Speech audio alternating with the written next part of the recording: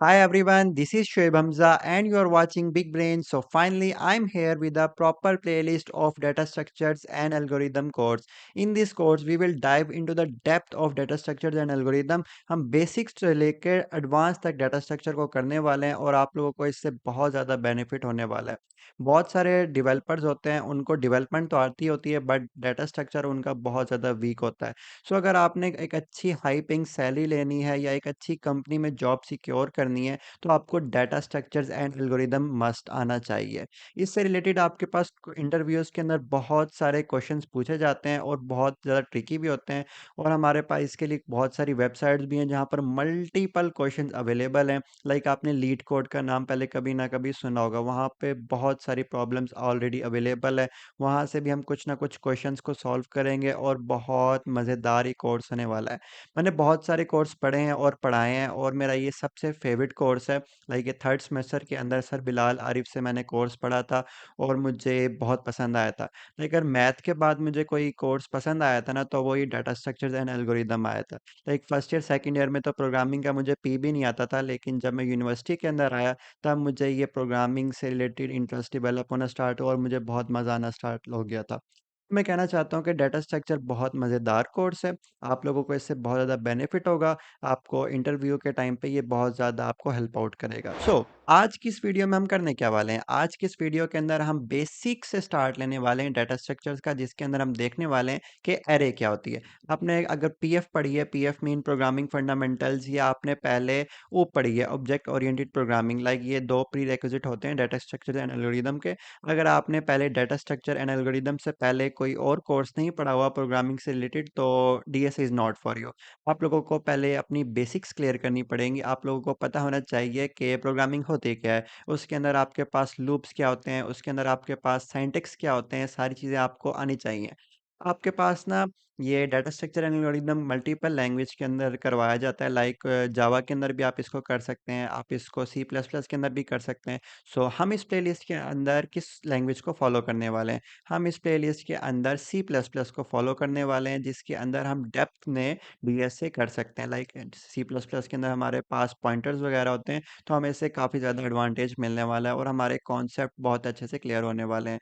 तो इसके अंदर हम सी प्लस प्लस करेंगे और हम इसके अंदर लाइक लिस्ट को देखेंगे, लिस्ट एंड अरेज। उसके बाद हम लिंक लिस्ट के ऊपर जाएंगे, उसके बाद हम ट्रीज को देखेंगे, उसके बाद हम ग्राफ्स को देखेंगे और भी बहुत सारे टॉपिक्स हैं एंड एल्गोरिदम्स को भी हम देखेंगे इस प्रॉपर प्लेलिस्ट के अंदर। सीन क्या है, ये जो कोर्स है ये 2 कोर्सेज के अंदर डिवाइड है। एक है डीएसए एंड एक है ADSA. DSA means data structure and algorithm and ADSA means advance data structure and algorithm. The DSA course is free of cost, completely free है। आप प्लेलिस्ट पे प्रॉपर मेरे चैनल के ऊपर बिग ब्रेन्स के ऊपर वॉच कर सकते हैं बिल्कुल किसी भी कॉस्ट के। But ADSA advance data structure and algorithm, it is a paid course. अगर आप एडवांस लेवल पे डाटा स्ट्रक्चर एंड एल्गोरिदम सीखना चाहते हैं so you have to enroll in that and you have to pay for that. So for enrollment, you can visit my official website bigbrains.com, or you can download the mobile application from Play Store and App Store. You can search Big Brains from Play Store and App Store, and top of the list our application will be there. So आज की हम video start करते हैं without wasting any more time. Guys I don't know कि आप लोगों ने मेरी वीडियोस पहले वॉच की हैं या आप फर्स्ट टाइम मेरी वीडियो के ऊपर आए हैं, तो मैं अपना टीचिंग मेथड थोड़ा सा आपको बताना चाहता हूँ। As you know it is our almost first video. Previous video के अंदर सिर्फ इंट्रोडक्टरी वीडियो थी, लेकिन आज हम प्रॉपर उसका कोड भी करेंगे। Don't worry about that. तो मेरा टीचिंग मेथड में होता क्या है, टीचिंग टीचिंग मेथड, ठीक है। METHOD टीचिंग मेथड के अंदर मैं क्या करवाता हूँ आप लोगों को, सबसे पहले ना मैं आपको विजुलाइज करवाता हूँ। विजुअलाइज, ठीक है। अगर मेरी स्पेलिंग आपको कहीं भी मिस्टेक होती है तो उसके लिए मुझे बख्श दीजिएगा। मेरी स्पेलिंग इंग्लिश इतनी कोई अच्छी नहीं है, बट प्रोग्रामिंग स्किल्स मेरी अच्छी हैं। अगर आप मेरे पास इंग्लिश सीखने आ रहे हैं सो आप गलत प्लेस पे हैं, लेकिन अगर आप प्रोग्रामिंग से रिलेटेड आए हैं या आप कोई भी कॉन्सेप्ट लेने आए हैं तो आप राइट प्लेस के ऊपर आए हैं। तो मेरी इंग्लिश कहीं न कहीं मिस्टेक एंड लैग कर सकती है, बट प्रोग्रामिंग वो ओके ही होगी इंशाल्लाह। तो हम करते हैं क्या है कि टीचिंग मेथड के ऊपर बात हो रही थी, तो टीचिंग मेथड के अंदर सबसे पहले मैं आपको चीज़ों को विजुलाइज करवाऊंगा। विजुलाइज करवाने के बाद विजुलाइज मैं आपको किस तरह से करवाऊंगा? विजुलाइज मैं आपको करवाऊंगा डायग्राम्स के थ्रू, ठीक है। डीएस इज ऑल अबाउट, कह सकते हैं कि हम डायग्राम्स हैं, जिसको डायग्राम समझ आती है ना उसको लॉजिक बनाने में ना बहुत ईजी हो जाता है।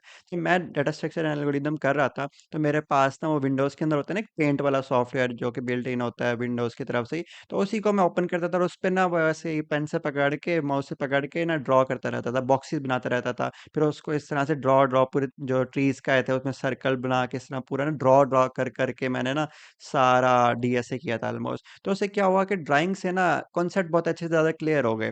तो आपको मैं सबसे पहले विजुलाइज़ करवाऊँगा चीज़ों को, कॉन्सेप्ट दूँगा ऑब्वियसली, ठीक है। कॉन्सेप्ट लिख देते हैं हम यहाँ पर, कॉन्सेप्ट में आप लोगों को डिलीवर करूँगा। सो विजुलाइज़ हो जाएगा, कॉन्सेप्ट आप लोग गेन कर लेंगे, उसके बाद अल्टीमेटली मैं आपको ना लॉजिक बिल्डिंग करवाऊँगा। लॉजिक बिल्डिंग अगर आपको अच्छी से आ जाती है ना, तो आपके लिए डीएस से कोई बड़ी बात नहीं है, बहुत ईज़िली आप कर सकते हैं, लॉजिक की सारी गेम होती है।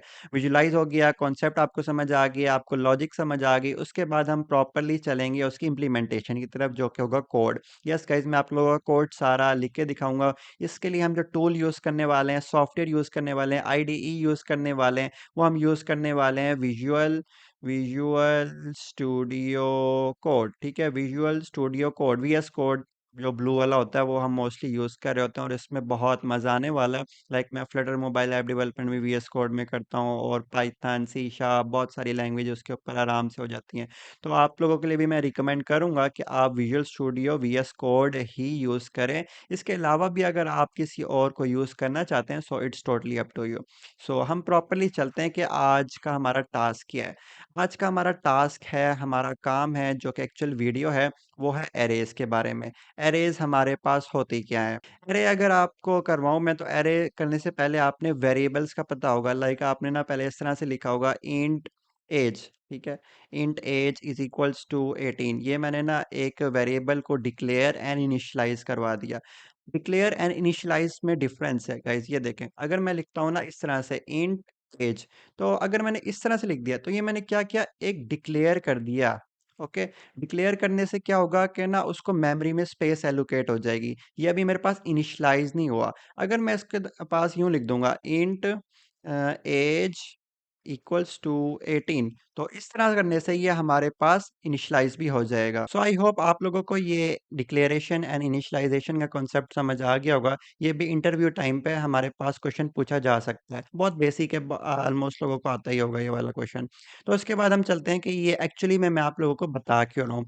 मैं आप लोगों को एक्चुअली में इसलिए बता रहा हूँ कि आपने किसी एक पर्सन की एज स्टोर करवानी हो तो इस तरह से आप स्टोर करवा सकते हैं, नो डाउट। इसके अलावा अगर आपने किसी और पर्सन की एज स्टोर करवानी है, तो आप एक और वेरिएबल को इनिशियलाइज एंड डिक्लेयर कर सकते हैं और उसकी एज भी स्टोर करवा सकते हैं। तो अगर आपने ना हंड्रेड ऑफ यूजर्स की या हंड्रेड ऑफ पीपल की आपने एज स्टोर करवानी है, तो आप इस तरह से 100 वेरिएबल्स बनाएंगे।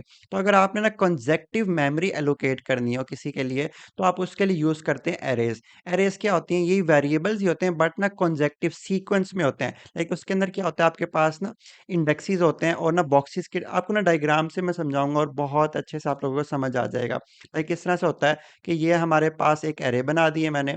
लाइक इस तरह से ये एरे ना बॉक्सेस बना दिए, फॉर एग्जांपल इस तरह से ये मैंने बना दिए। और हमारे पास जो एरेज होती हैं ना उसके होते हैं कुछ इंडेक्सेस। अब इंडेक्सेस का मीन क्या है यहाँ पर? यहाँ पे आपको उन लोगों को मैं बताने लगा हूँ कि इंडेक्स क्या होते हैं।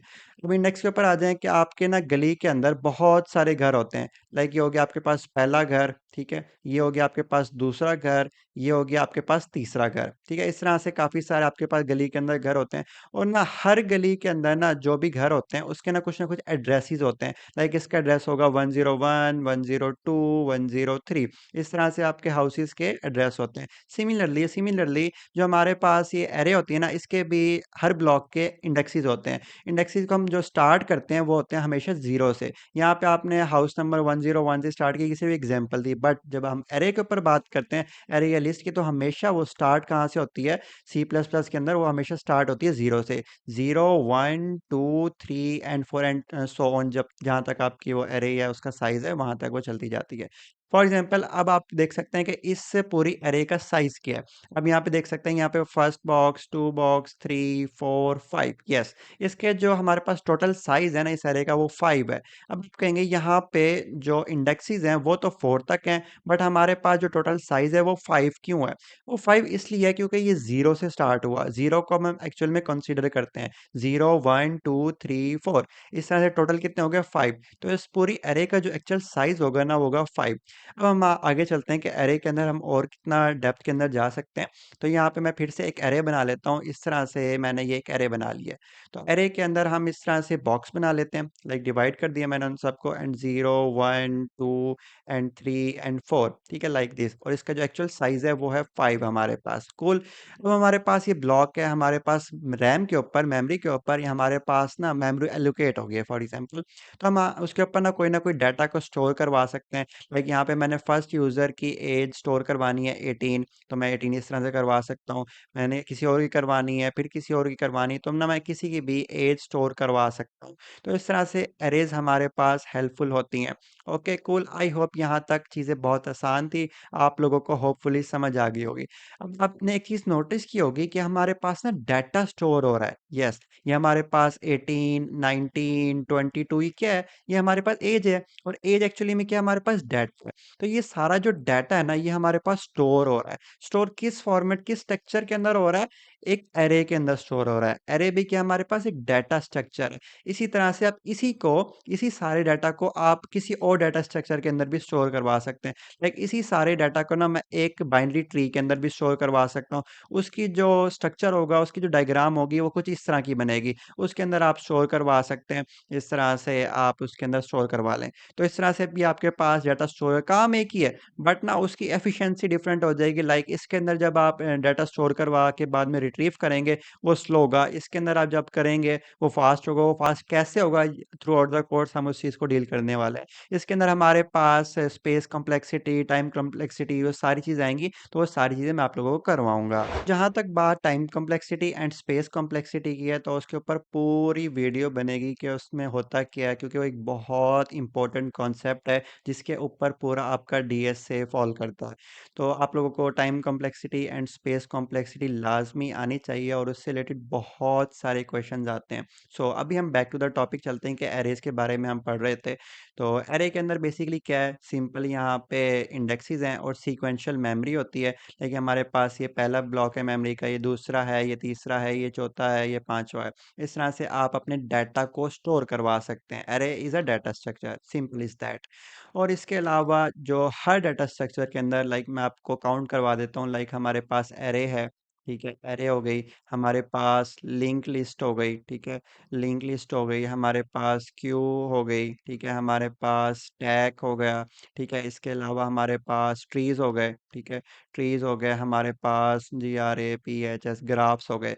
तो multiple kinds of data structures है हमारे पास, और हर डाटा स्ट्रक्चर के अंदर ना चार ऑपरेशन लाजमी होते हैं। चार ऑपरेशन वो कौन से हैं? वो हैं guys CRUD operation, CRUD, CRUD। अभी CRUD का मतलब क्या? आई होप CRUD का मतलब आप लोगों को पता होगा।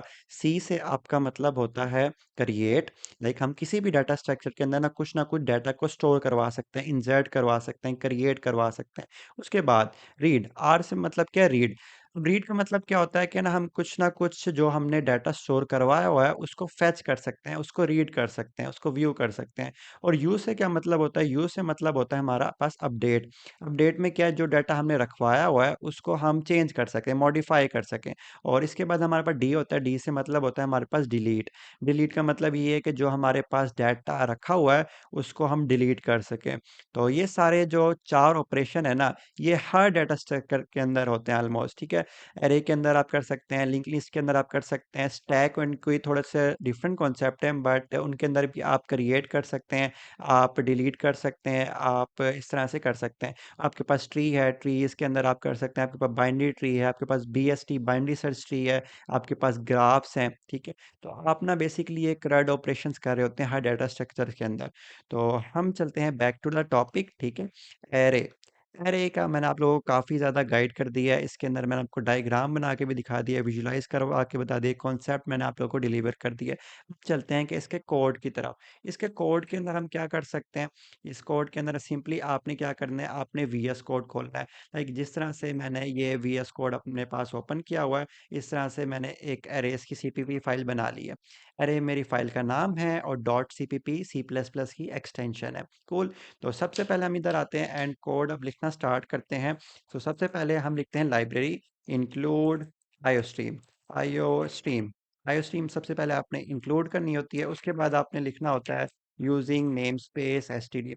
ये जो कॉन्सेप्ट है ना, ये है पीएफ के प्रोग्रामिंग फंडामेंटल्स के। लाइक आपने लाइब्रेरी कैसे इंक्लूड करनी है। आई होप ये जो वीएस कोड की सी प्लस प्लस में इंस्टॉलेशन है आप लोगों ने कर ली होगी। अगर आप लोगों ने ये नहीं की तो इसके लिए आपको बहुत सी चीज़ें करनी पड़ती हैं। फिर आपने इन्वायरमेंट वेरिएबल में उसको ऐड करना पड़ता है, पाथ इंक्लूड करना पड़ता है, फिर जाके ये वीएस कोड के अंदर चलता है हमारे पास सी प्लस प्लस। बट अगर आपने एक दफ़ा सेटअप कर लिया तो फिर वेल एंड गुड चलता रहता है, जब तक आप नेक्स्ट टाइम विंडो नहीं करते अपनी।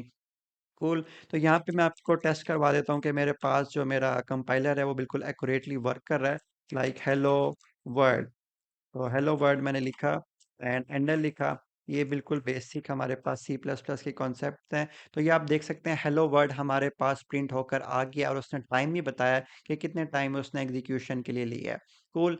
तो इसको मैं फिर से रेस करता हूँ एंड अब ये चीज़ हमें क्लियर हो चुकी है कि हमारा कंपाइलर वगैरह बिल्कुल परफेक्टली चल रहा है। तो अरेज की ज़रूरत क्यों पेश आई? जैसे मैंने आप लोगों को बताया उसी तरह से हम उसको कोड वाइज़ इम्प्लीमेंट करके देखते हैं एंड चीज़ों को एनालाइज़ करते हैं। तो हमने जैसे देखा था int age is equals to 18। एक यूज़र की, एक स्टूडेंट की फॉर एग्ज़ाम्पल मैंने एज स्टोर करवा ली है और उसको हम प्रिंट करवा के दे सकते हैं कि स्टूडेंट वन एज इज, ठीक है। स्टूडेंट वन की एज जो हम इस तरह से स्टोर करवा सकते हैं एंड उसको डिस्प्ले भी करवा सकते हैं एंड लाइक दिस। एंड इसको मैं एग्जीक्यूट करता हूँ तो आप देख सकते हैं स्टूडेंट वन एज इज 18। 18 उसकी एज हमारे पास शो गई है। अगर मैंने दो स्टूडेंट्स का डाटा शो करवाना हो, लाइक दो स्टूडेंट का अगर मुझे डाटा स्टोर करवाना है, तो मैं इसको करूँगा कॉपी एंड इसको करूँगा मैं पेस्ट एंड यहाँ पे इसका मैं वन कर दूंगा एंड इसकी एज मैंने स्टोर करवा ली है 22। सिमिलरली इसी लाइन को मैं करूंगा यहाँ से कॉपी, लाइक दिस। कॉपी कर लिया एंड इसके बाद स्टूडेंट टू इस तरह से मैं लिख दूंगा स्टूडेंट टू एंड यहाँ पे इस तरह से मैं दे दिया। तो यहाँ पे आपने कंफ्यूज नहीं होना, यहाँ पे वन क्यों लिखा हुआ है, क्योंकि आप इसको कर लें, कुछ स्टूडेंट होते हैं उनको बेसिक्स नहीं आती, तो उनके लिए मैं चेंजिंग कर रहा हूँ लाइक वन एंड लाइक यहाँ पे आप टू कर सकते हैं। तो कुछ इस तरह से मैंने चीज़ों को थोड़ा सा अपडेट कर दिया। एज स्टूडेंट वन की एज है, ये स्टूडेंट टू की एज है एंड फिर सिंपली हमने उसको डिस्प्ले करवा दिया। अभी तो हम क्या कर रहे हैं, हम क्रिएट कर रहे हैं एंड हम उसको रीड कर रहे हैं। अभी हम अपडेट एंड डिलीट ऐसा कुछ भी नहीं कर रहे, सिंपल वेरिएबल्स में हमने कोई भी अभी एरे डिक्लेयर वगैरह कुछ भी नहीं किया हुआ। कूल। तो अब इसको रन करके देखते हैं कि हमारे पास किस तरह से वर्क कर रहा है। तो आप देख सकते हैं student one age is 18, student two age is 22। Cool. अब ये जो काम है ना, ये क्या काम किया है मैंने सिर्फ दो स्टूडेंट के लिए। मान ले हमारे पास 2000 स्टूडेंट हो, मान ले हमारे पास 2 लाख स्टूडेंट हो, तो अब तब हम किस तरह से करेंगे? क्या इस तरह से एक एक लाइन को हम लिखते हुए रहेंगे? तो इस तरह से हमारे पास प्रॉब्लम क्रिएट होगी। तो इस चीज़ का सोल्यूशन आया हमारे पास, किस तरह से हम कह सकते हैं, हम ना सीक्वेंशियली मेमोरी को एलोकेट कर देते हैं in the form of array. Array किस तरह से आपने डिक्लेयर करना है? साइंटेक्स क्या होता है एरेस का डिक्लेयर करने का? सबसे पहले आपने लिखनी होती है उसकी डाटा टाइप, कि आप किस टाइप का डाटा स्टोर करवाना चाहते हो। तो ये एक कॉन्सेप्ट है, आप लोगों को मैं बता देता हूँ कि इस तरह से आपने जिस टाइप का डाटा स्टोर करवाना होता है ना, उसी टाइप की आपकी डाटा टाइप होती है। तो डाटा टाइप, ठीक है, डाटा टाइप का आप लोगों को लाजमी ख्याल रखना है। डाटा टाइप्स का आपने लाजमी ख्याल रखना है। आप जिस टाइप की अपनी एरे बनाएंगे, आप उसी टाइप का डाटा स्टोर करवा सकते हैं। आप ये नहीं कर सकते कि आप स्ट्रिंग टाइप की अपनी एरे बना लेते हैं और उसके अंदर आप एज स्टोर करवाना चाहते हैं इंटीजर फॉर्म के अंदर, तो वो कॉन्सेप्ट गलत हो जाएगा, उसके अंदर वो सिंटैक्स एरर देगा। तो आप जिस टाइप की आपके पास एरे है, उसी टाइप का आप उसमें डाटा स्टोर करवा सकते हैं। डाटा टाइप बहुत ज़्यादा इंपॉर्टेंट होती है हमारे पास। Cool.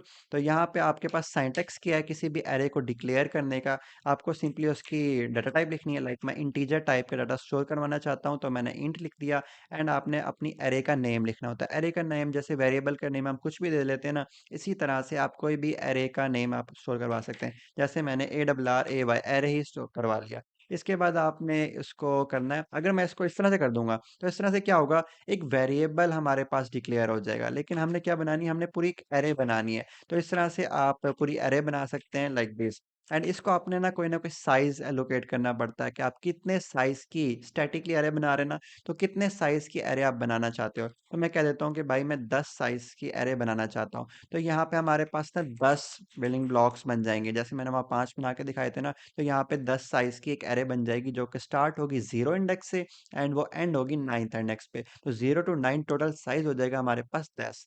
I hope this thing is clear to you guys. अब यहाँ पे अगर मैं इसके अंदर डाटा स्टोर करवाना चाहता हूँ, ये एक तरीका था। इस तरह से मैंने एरे को डिक्लेयर कर दिया, इनिशियलाइज नहीं किया। अगर मैं इसको डिस्प्ले करवाना चाहूँ कि मेरे पास पड़ा क्या हुआ है हमारे पास एरे के 0 इंडेक्स पे, आपके पास ना इस तरह से 0 1 2 सोन आपके पास इंडेक्सेस आ जाएंगे। अगर मैंने इस एरे के थ्रू डाटा को प्रिंट करवाना है तो मैं किस तरह से करूँगा, आप अपनी एरे का नेम लिखेंगे एंड उसको आप इस तरह से इंडेक्स दे देंगे इस बॉडी के अंदर, ठीक है। इस तरह से अब वो क्या करेगा, 0th इंडेक्स पे जो डाटा पड़ा होगा वो डिस्प्ले करवा देगा। सो बाय डिफॉल्ट इसके अंदर वो गारबेज वैल्यू पड़ी होती है, लाइक कोई रैंडम वैल्यू इस तरह से आ सकती है। तो गारबेज वैल्यू उसने प्रिंट करके हमें दिखा दी है, लाइक इस तरह से वो गारबेज वैल्यू हमारे पास दे रहा है। तो अभी तक हमने इसके अंदर कोई इनिशियलाइज नहीं करा, तो इसलिए अब हम क्या करते हैं कि ना उसके 0th इंडेक्स पे कुछ ना कुछ डाटा रखवा देते हैं। लाइक मैं क्या करता हूँ, एरे के 0 इंडेक्स पे आप रखवा दो हमारे पास 18। 18 मैंने इस तरह से उसके 0 इंडेक्स पे रखवा दिया है। और अब हम इसको प्रिंट करके देखते हैं अगर, तो आप देख सकते हैं स्टूडेंट 1 एज इज 18। तो इस तरह से हम स्टूडेंट वन की एज रखवा सकते हैं 0th इंडेक्स पे। सिमिलरली अगर आप चाहते हैं कि आप बाकी स्टूडेंट्स की भी एज रखवाएं, तो यहाँ से 1 2 3 4, तो इस तरह से ना चार, पहले 4 इंडेक्स पे मैंने स्टूडेंट्स की एज रखवा दी। थोड़ी सी एज हम चेंज कर लेते हैं, लाइक दिस लाइक दिस। तो इस तरह से मैंने एज जो थी वो चेंज वगैरह कर दी है। तो इस तरह से अब मैं उनकी एज वगैरह को प्रिंट करवा सकता हूँ, like this like this like this, cool. And यहाँ से भी इसको चेंज कर लेते हैं कि ये स्टूडेंट 2 की एज है, स्टूडेंट 3 की, ये 4 की, ये 5 की, कूल। एंड यहाँ से एरे के 1 इंडेक्स पे ये है, 2 पे ये है, 3 पे ये है, 4 पे ये है। अब हम इसको प्रिंट करवा के देखते हैं, तो आप देख सकते हैं हमारे पास सबकी एज परफेक्टली आ गई है कि स्टूडेंट 1 की एज हमारे पास 18 है, स्टूडेंट 2 की एज हमारे पास 28 है एंड सो ऑन।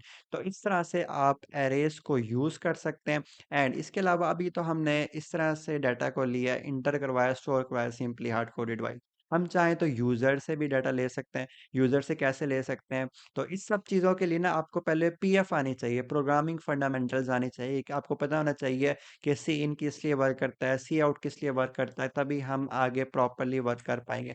बट चीज़ें मैं आप लोगों को फिर भी करवाता जा रहा हूँ कि किस तरह से हम कर सकते हैं। अभी तक हमने क्या काम किया है, सिंपली एक एक इंडेक्स पे जाके वैल्यू उसको रखवाया है एंड उसको सिंपली डिस्प्ले करवाया। तो guys I hope all of these thing are clear to you. अगर आपकी कोई भी क्वेश्चन है, कोई भी क्यूरी है, you can ask in the comment box और you can personally DM me on my Instagram.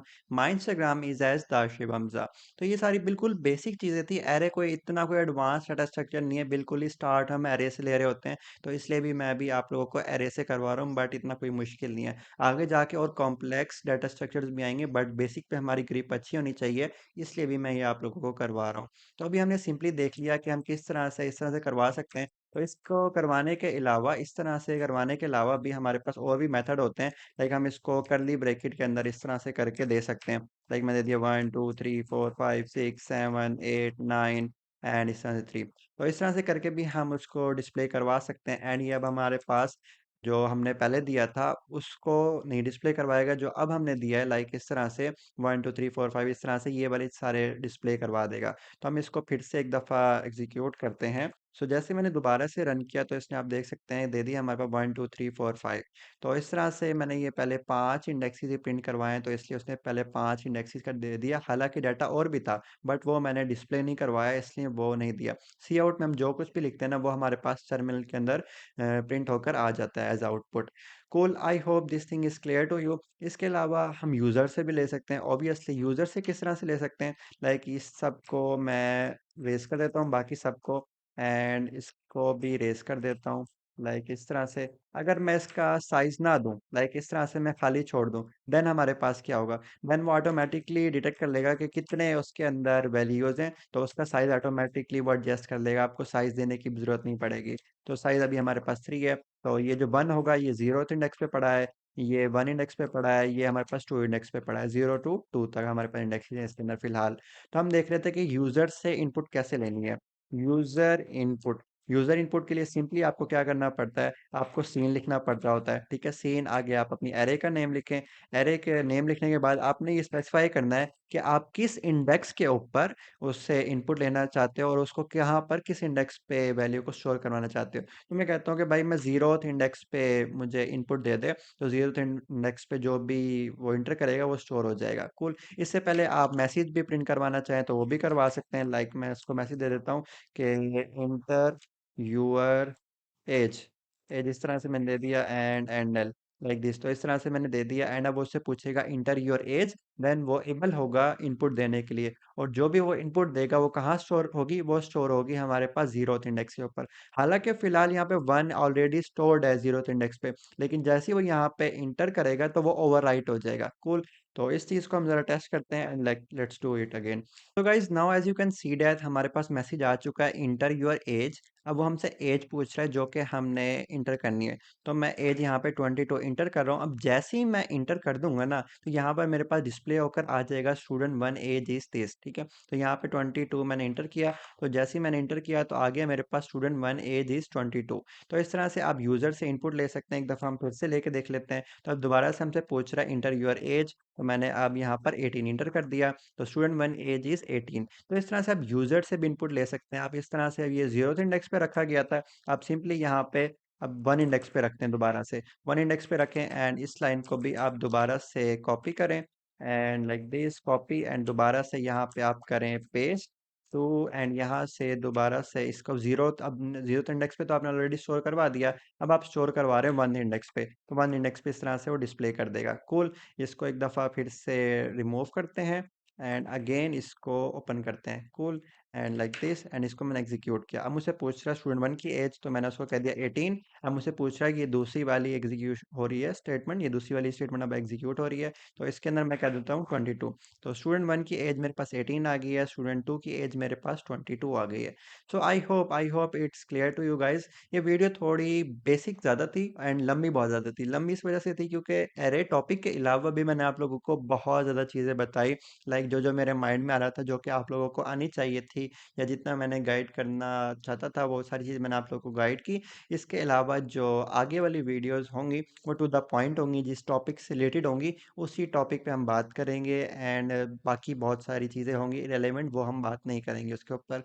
सो बहुत बेसिक था, इसकी आप लोगों ने ट्राई करनी है, and I will share you some questions as well with you guys. आप लोगों ने क्या करना है, आप लोगों ने नीचे डिस्क्रिप्शन लाजमी पढ़नी है, वहाँ पर आपको मेंशन होगा, वहाँ पर आपको लिंक्स शेयर्ड होंगे, वहाँ पर आप जाके आप क्वेश्चन वगैरह डाउनलोड वगैरह कर सकते होंगे।